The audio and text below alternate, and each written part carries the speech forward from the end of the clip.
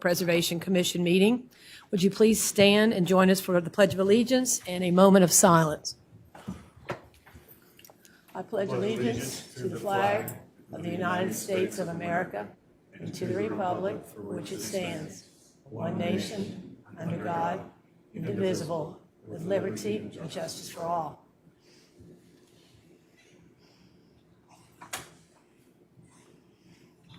Thank you.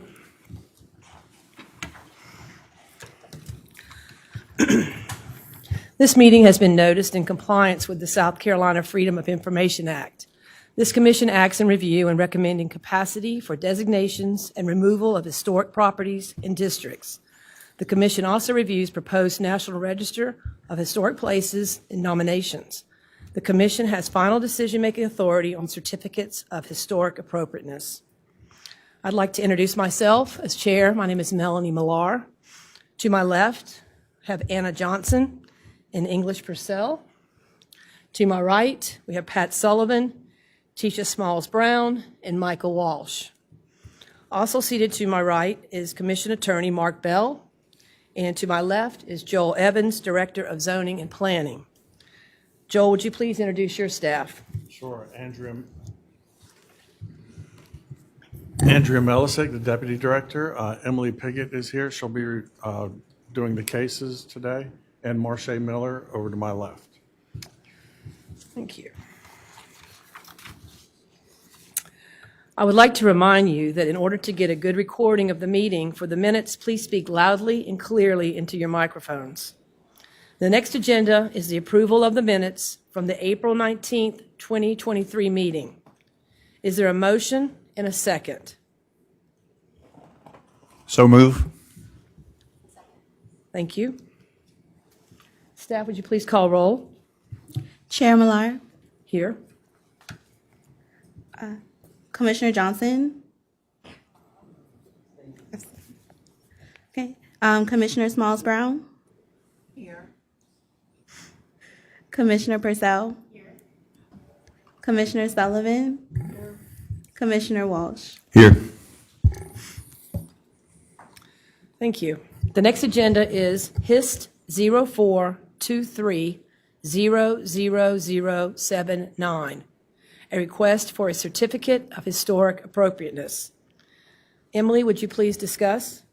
Thank you. The applicant.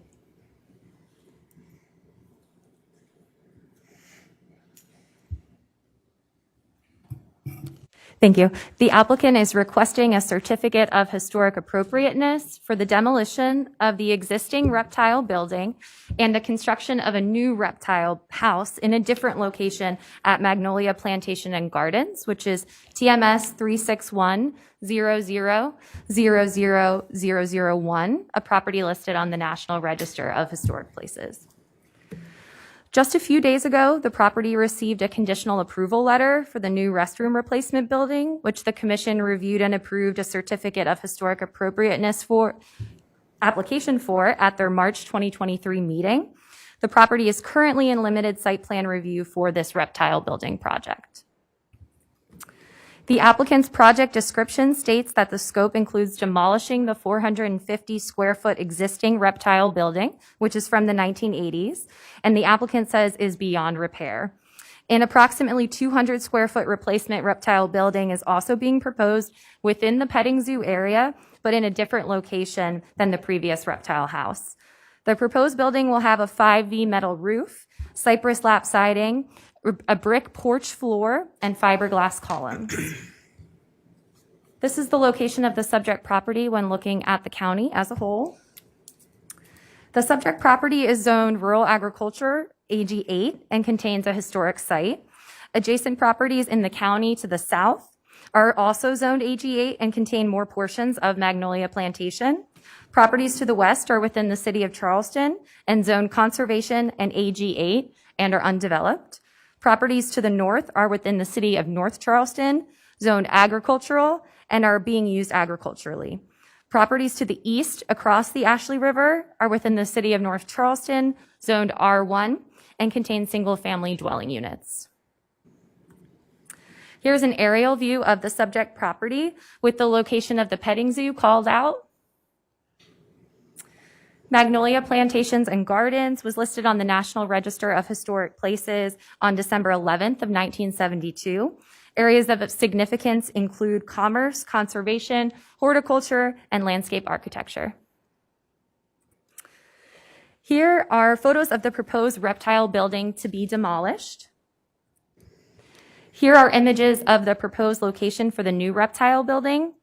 Please note that the macaw cage shown here will be removed, and no permits are required for its removal as it is less than 120 square feet in size. Here are images of neighboring structures and landscapes within the petting zoo. This is the as-built tree and topographic survey showing the existing reptile building location and the proposed new location. And here's a zoomed-in depiction of the area showing that existing reptile building to be demolished and the proposed new reptile house location. Here is the existing site plan with the location of the existing reptile building proposed for demolition shown in orange. And this is the proposed site plan with the new reptile building also shown in orange. These are the proposed floor plans and elevations for the new reptile building. The applicant has described that the building is designed only for employees to access to tend to the animals.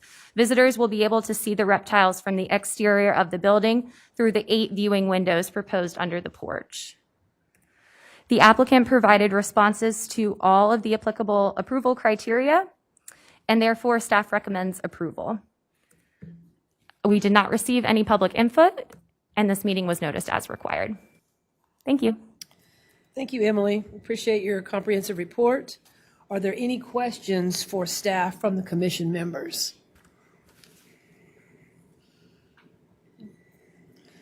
Is there anyone present who wishes to speak in support of this request?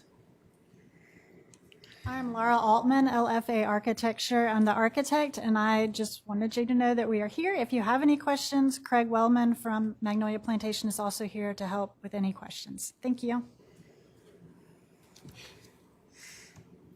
Is there anyone else that wishes to speak in support? Okay. Is there anyone who wishes to speak in opposition to this request? Before discussion, is there a motion and a second from commission? Madam Chair, I'll make the motion to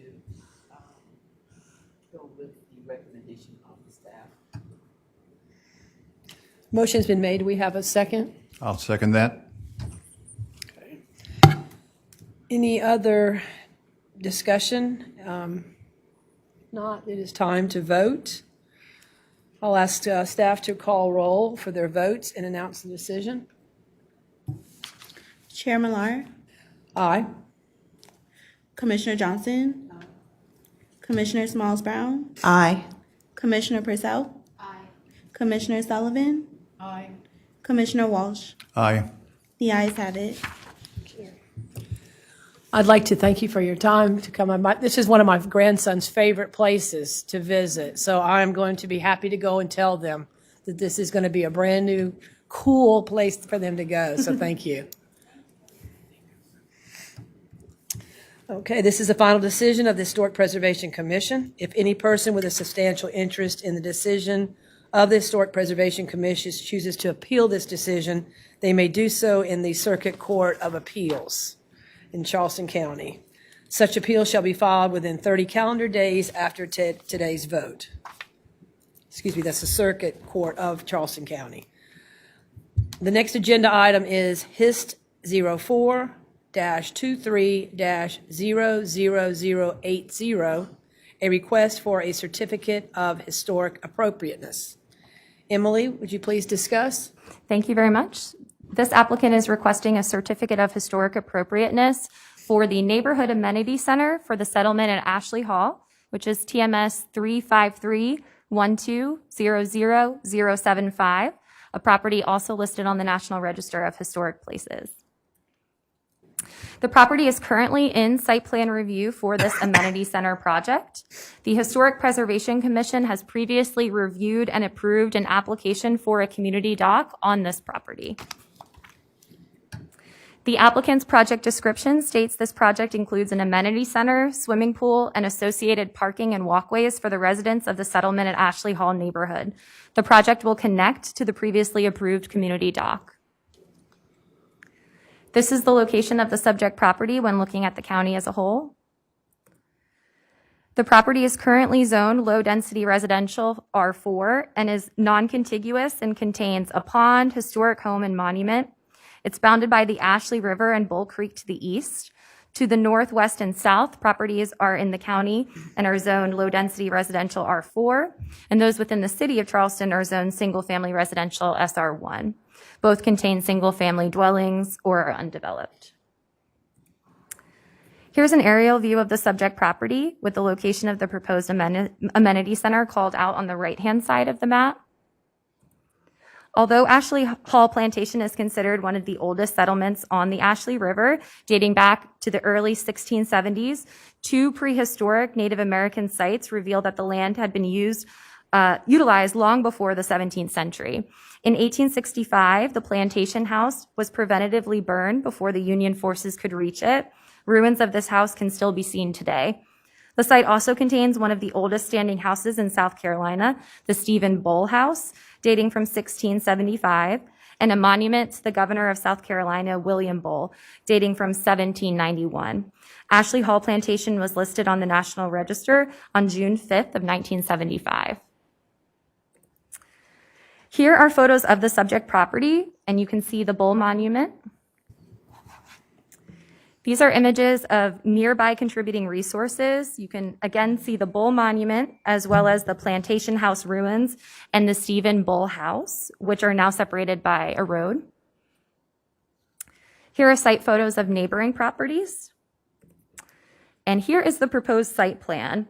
The area in gray has been placed in a conservation easement, and the easement holder is the Historic Charleston Foundation. The location of the amenity center and pool deck was chosen to avoid impact to the conservation easement area, and the layout of the building perpendicular to the Ashley River will also allow for more minimal viewshed impacts. 3 parking spaces were previously approved by the Historic Preservation Commission as part of the community dock application. However, the proposed location of this parking has shifted to be more directly in front of the western side of the Bull Monument. And they've also added an additional parking space for a total of 4 in this proposed area. An additional 4 parking spaces have also been proposed to the northwest of the Bull Monument. All of these additional spaces are to support the amenity center and swimming pool uses. 4 of the parking spaces are within the conservation easement, and documentation has not been provided regarding approval from the Historic Charleston Foundation. Pervious surfacing has also been proposed for the parking spaces closest to the Bull Monument. In the site plan, the applicant also located the sidewalk further out of the drip line of an existing grand tree, reducing impact to the tree's root zone.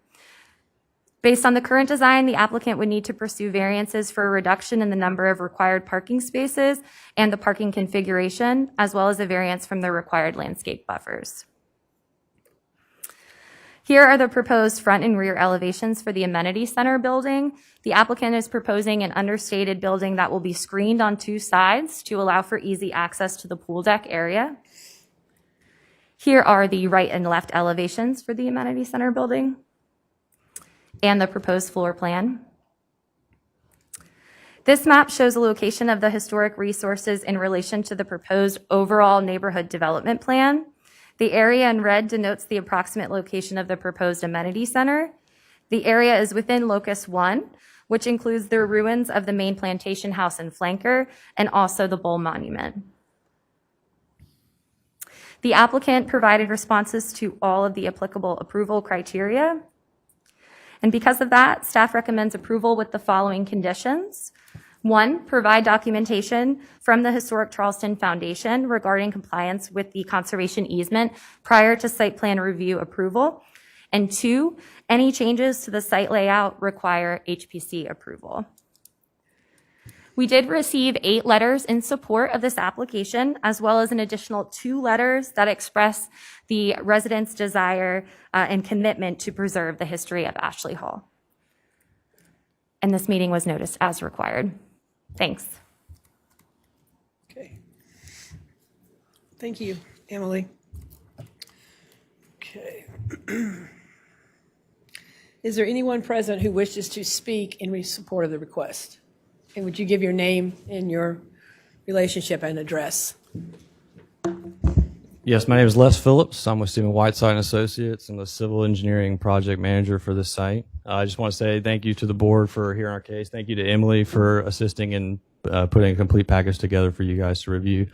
As you can see, we have the developer and a lot of the residents here for support of this, and I just want to let you know that we're here to answer any questions that you may have. Thank you. Is there any questions? I know we went ahead and had that gentleman speak. Was there any questions from staff? From our board on these for staff? Okay, Pat? Questions on parking spaces? I think you said we had originally approved 3, Yes, ma'am. but now there are more. That's correct. So only 3 parking spaces were required for the community dock use. So now that they're adding the amenity center and the swimming pool, additional parking is required. So that's something that you're asking our approval of? Or Well, you would be just- approving the site plan overall, so it would include the parking. And the additional parking brings it up to how many spaces? The applicant is providing 8 spaces. Total of 8. 1, 2, And then and an there- ADA. Okay, and then in here, I noted that it says pervious surface is proposed. What if they don't do it? I It believe says proposed, so how do we we? can ask that question in a moment. I just want to I apologize for not going in sequence, just to make sure there was no questions from y'all to the staff before. Okay, I would have asked him if I Okay. thought it applied to him. I thought it Okay, applied to well, him. we'll definitely make sure he.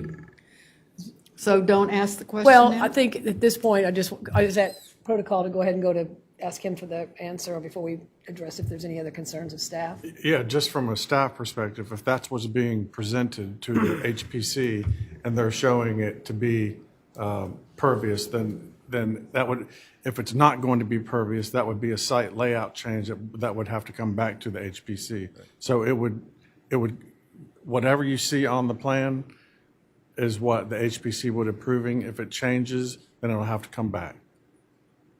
Okay, so my concern was where I read the word proposed. So proposed means that it will be done unless we hear otherwise. Right. Propose is just how I express that it's not done yet, and this is what they're hoping to do. Like the rest of the plan, it's all proposed. Okay, so I still want to be clear. If it's not going to be pervious, they have to come back to us, Yes. correct? Okay. Mr. Phillips, can you answer that question since you're right? Yeah, and correct me if I'm wrong, Joel, but I believe the pervious parking space, there's percentages that we have to meet per zoning code, and Emily's correct, and proposed and existing is just the way we represent it on the plans as new. It's to separate it from what's actually there now to what we're planning to do. So yes, when it says proposed pervious, that would have to be something that would have to be done. Okay, and additional parking spaces, then we originally approved 3, and now are we being asked to approve additional parking spaces? So you're reviewing the site plan in total, so parking is something you can look at, yes. Okay. And one more question. It says we're going to need Historic Charleston Foundation approval. We don't have it yet. So how do we follow through? If we approve today, and who's following to make sure that HCF approves of this? So if you approve based on the staff condition stated that we just needed that documentation provided prior to site plan review approval. So we would ensure that we have that before we issue that final approval. So this is something that you'll keep tracking? Yes, ma'am. Thank you. And to that end, the coordination has already been done previously on that easement when we went and did the community dock. So they're aware of the plans, and we just got to present this in front of them, this plan. They're aware of the parking and the previous plans around the monument. And when do you plan to do that? Immediately, we'll start this week. Yeah. You'll start the process that will include getting HCF approval. We will coordinate with the Historical Charleston immediately. Yeah. Thank you. Anyone else, any other questions for staff or for this? Well, point of order, I guess I would say, Madam Chairperson, being the new guy on the block here, I'm not quite sure how these meetings flow, but are we addressing questions to the proponents of this project, or are we addressing questions to our staff right now? Well, my apologies. I've skipped the part where we were supposed to ask if we had staff, if there was any questions for staff first, and I asked for and those who wanted to speak in support. So that was my mistake. So if you have questions for staff, this would be the time to ask those questions, and then we would go back to this gentleman or anyone else who is speaking in support of the request. Thank you. Yes, sir. I do have a question. Yes, ma'am. Was this amenity center part of the original plan for the area? Yeah, Can I have staff? yeah, yes, it was. Yes, Ms. Johnson. So the impervious. Could you put your speaker on, please, Mike? Mine's on. Push the button. Is it a green dot? They do. Okay, so the impervious pavement for the parking lot, that's to address some drainage issues, I guess, that was right in the immediate area. I'm asking staff. Yeah, I'll try to answer it. So it's pervious, not impervious, and Oh, pervious, yeah, I'm sorry. that's all right. I think the applicant was proposing that to both have an appropriate surface for the parking area for the setting of it being on that historic register and the monument being historic. And also, in turn, it also does help with the stormwater calculations for runoff as well. Okay. Are we ready for the motion, madam? I have one other question for, Question two. I would like, go ahead. I'm just curious, I'm looking on the one that has that same document right there, page, and the spaces that are required are 15 and then provided are 8. I was just wondering why those two numbers are different. Yeah, absolutely. So the applicant would have to pursue a variance for a parking reduction to reduce from the 15 to 8 parking spaces. Thank you. Any further questions for staff? So I have a question for either Mr. Phillips or the developer. Proximity of the amenity center to the house and to the monument. This is a public area, correct? Correct. And my question would be, how are you keeping the public from your amenity center? Am I missing some kind of barrier area where they will not be wandering? So there's actually a fence around the entire Maybe I can see entire that. pool area. And correct me if I'm wrong, but the same with the community dock. There's a fence that goes across the access to the community dock that's controlled by a key fob. And so unless you're a resident with a key fob, you will not have access to that area. Or even getting over in that area? Yep. Okay. Thank you. Is anyone else who wishes to speak in support? Or any questions for the developer or the engineer? Yeah, I have some questions I'd like to ask, probably as much for the developer as for you, sir. This is a beautiful development. I don't know if y'all went to the website, but I did. And there were 47 home sites? Is that Proposed, it's less than that now. Yep, correct? that's correct. And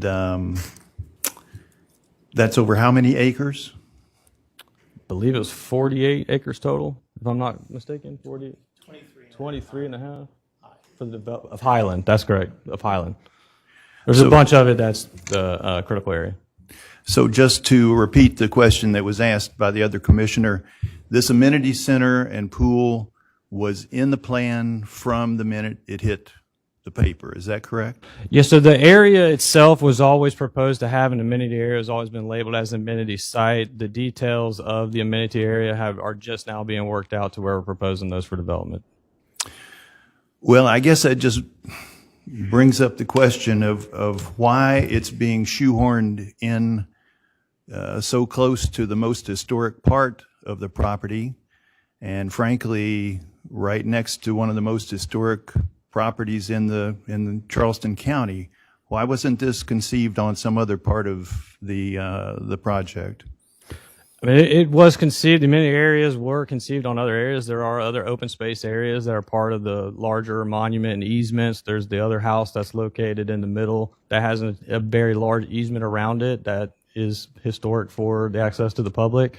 So in my opinion, it hasn't been shoehorned in there. It's always proposed to be right here. This was the design that we came up with. You know, I got more out of your website than I did out of seeing anything in our meeting packet today. This image, and I realize this is just an artist's conception of it, but showing this person on a sidewalk that's only yards, maybe feet away from the Bull Monument, you know, that kind of shook me a little bit.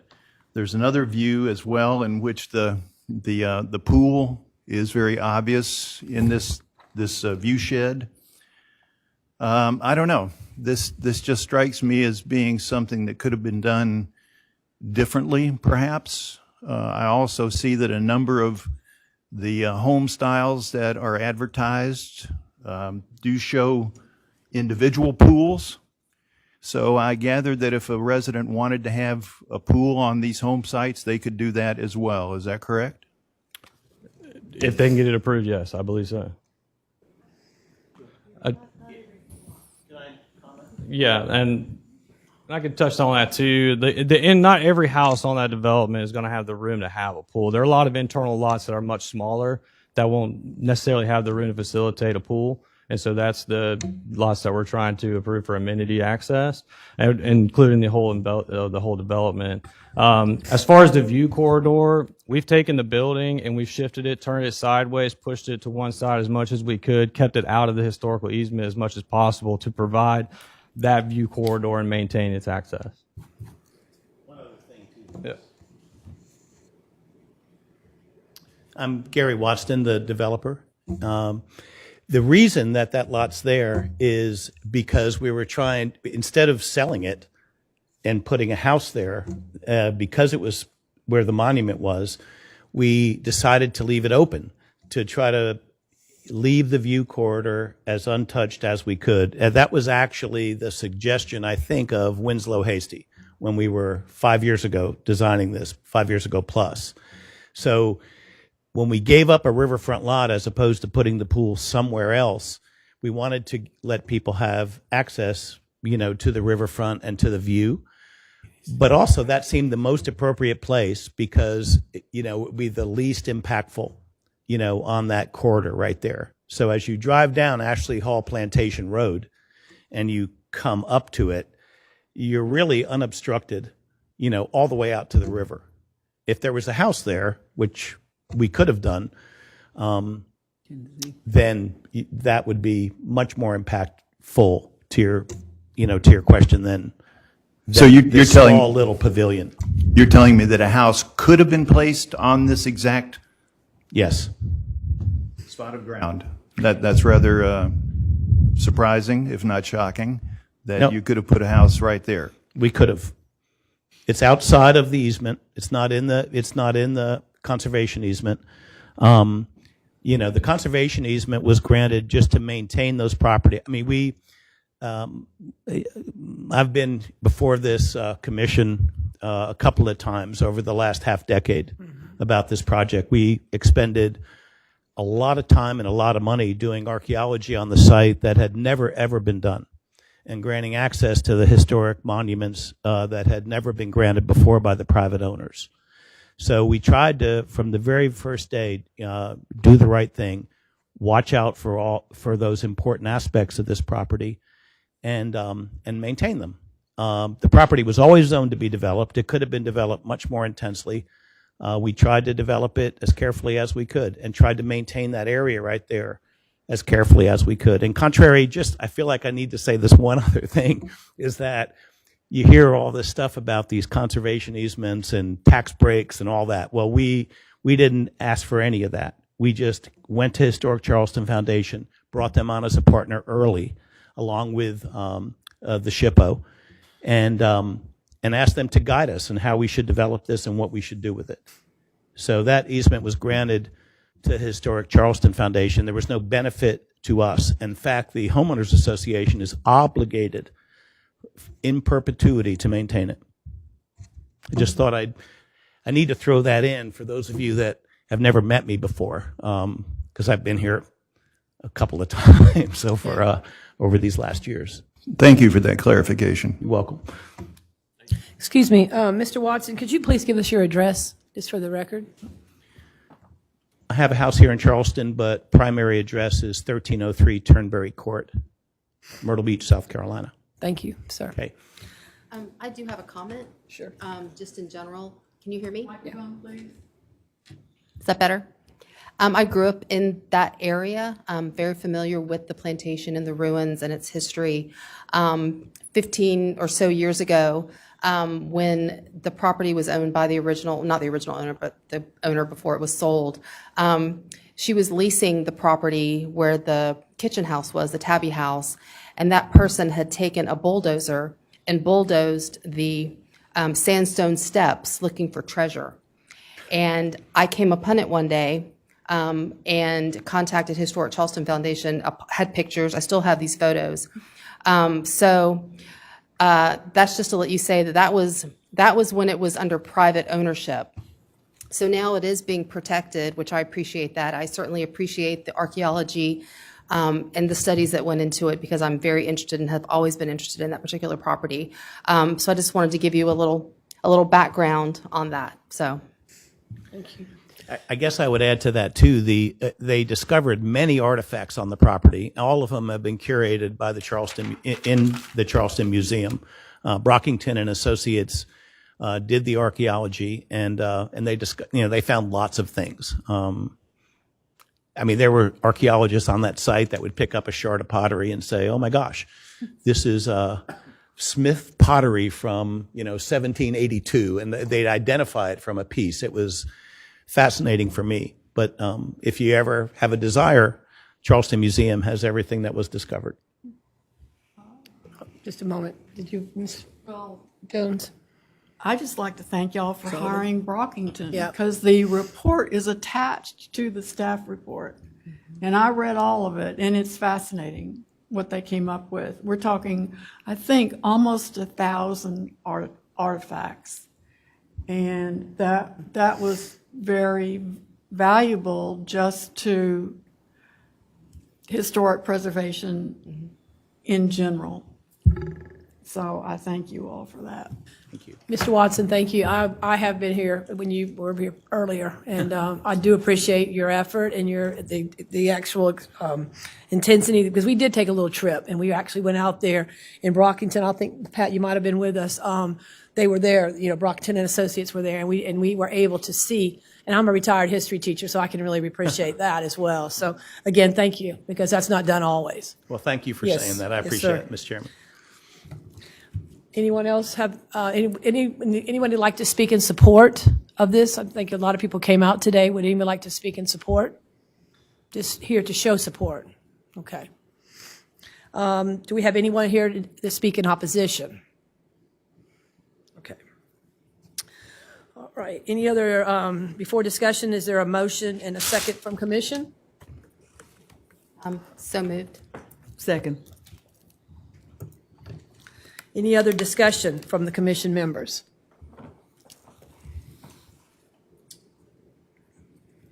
I came into this meeting today pretty much decided to vote no against this proposal, to be quite frank. It appeared to me to be, don't take this offensively, please, no offense intended, but it appeared to me to be an example of development trumping history.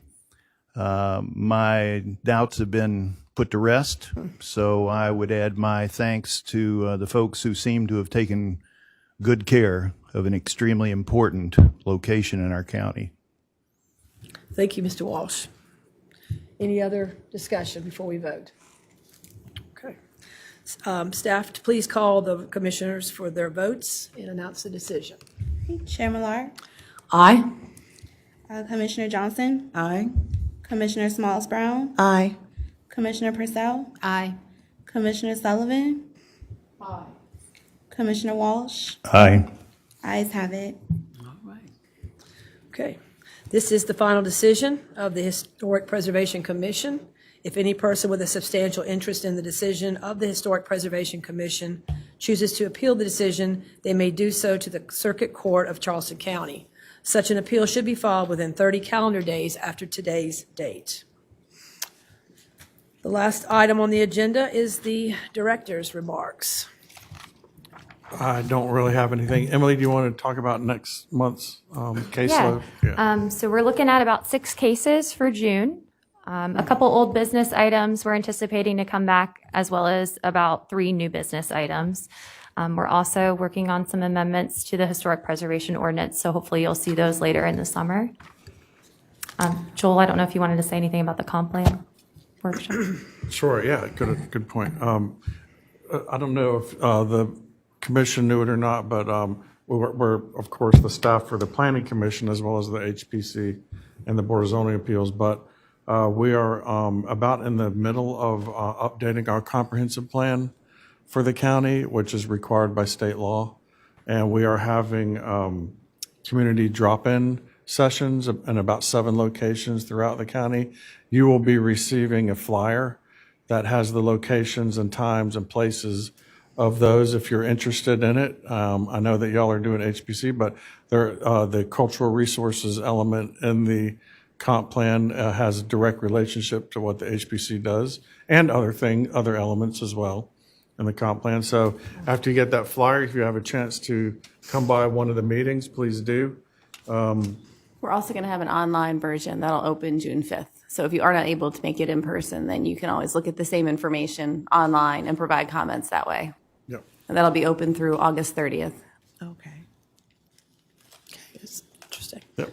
Is that basically it? She's got a question. Okay, Pat, excuse me. I have a question for our planning director. Yes. The topic is clear cutting. And a lot of the cases which have been presented to us have shown us what the property looked like, and it was all solid trees. And by the time it comes to us, there are no trees. No trees. And I think that puts our property owners at a great disadvantage, particularly if we don't approve something, for example, the barn dominium, which was on our agenda last month. So what are those poor, it's going to cause flooding and so on and so on. But anyway, my question is, what can we do to move the clear cutting approval to after our approval if we approve something? Because I think land getting clear cut is just absolutely So environmentally wrong. actually, the way the ordinance is currently written, if someone is going to clear and grub, they need to come to the HPC for approval. What we've been running into is that some of the property owners are clearing their property without permits, and that's a violation. And so we are pursuing those as a violation, not bringing them forward to the HPC because there's nothing for the HPC to do because they can't disapprove the clearing that's been done already in violation of the ordinance. So we pursue those as a violation of the ordinance to try to get them rectified with our violation section of the ZLDR using that tool. So the ones that you've seen that have been cleared before, if you have not seen it, as part of the HPC approval, it was done in violation of the ordinance. Illegally. Illegally. Okay, of the properties that we have reviewed in the past, have any of them been penalized? Yes, they've gone to court. We've written tickets to them. What is the ticket amount? The ticket amount for a court hearing is $1,087. And if there's any violation of our tree ordinance, there is a penalty on top of that. And we did find a property that had done that too, and that had been recently cleared, or they paid the fine. Well, there are 3 properties we've been in 10 Mile that we've been looking at. They've all been clear cut. Without permit. Are there 3 of them, Emily? Yeah. I'm not sure Three which properties. projects you're referring to. But if I think of what you're referring to, those were prior to the district being formed. No, ma'am. Okay, so maybe we're not talking about the same No, properties. 10 Mile, and within the last few months, there have been 3 properties. Copaheat Sound, I think Watson something or another, and I forget what the other one is. They all came on at the same time. But those They are were all prior to- clear cut. Yeah, so that was prior to the historic district. Correct. Clear cut before we were put into, They were cleared. Not before the HPC came on, before the 10 Mile Historic District was a district. I'm sorry, I'm not, They were clear cut before 10 Mile became a historic district. So they went through the proper channels with the planning department and got their permits. But no HPC approval was required because 10 Mile was not a historic district at that time. okay. Phillips was clear cut. The ones that I know of in Phillips. The barn dominium. That was a violation, correct? Yes, yes. And we pursued that as a violation. So he has to pay the $1,000 plus the other. However, we rectified it. I don't know how we rectified that one. Yeah. Yeah. Who's responsible for that? What department? Staff. That's Here. our department. Yeah. It's code enforcement Our within code zoning and enforcement planning. division goes out to complaints of property that's been cleared. Is that public record of what the fine was, et cetera? Yeah, I mean, we have to go look and see. Just curious. Yeah, yeah. So it is public record, but am I to understand that's the same gentleman that's going to come up in front of us again who was fined? Yes. Okay. Yeah. Which person are you talking about? Will come up in front of us next month. That was Dominion? fined, yes. And how was he able to do that when we said no already? He's coming with a different application. He's allowed to do that. And how different does the application have to be? I know they're like, say, Town of Mount Pleasant has guidelines. If you come back, it has to be significantly different proposal. So that's what do they have to do differently? Or can he just come back again with the same? He can't come back with the exact same thing. It's got to be different. We'll leave it up to that. It's up to us then. Okay. Joel, correct me if I'm wrong. This gentleman is coming back with pretty close to the same, but he is changing it enough.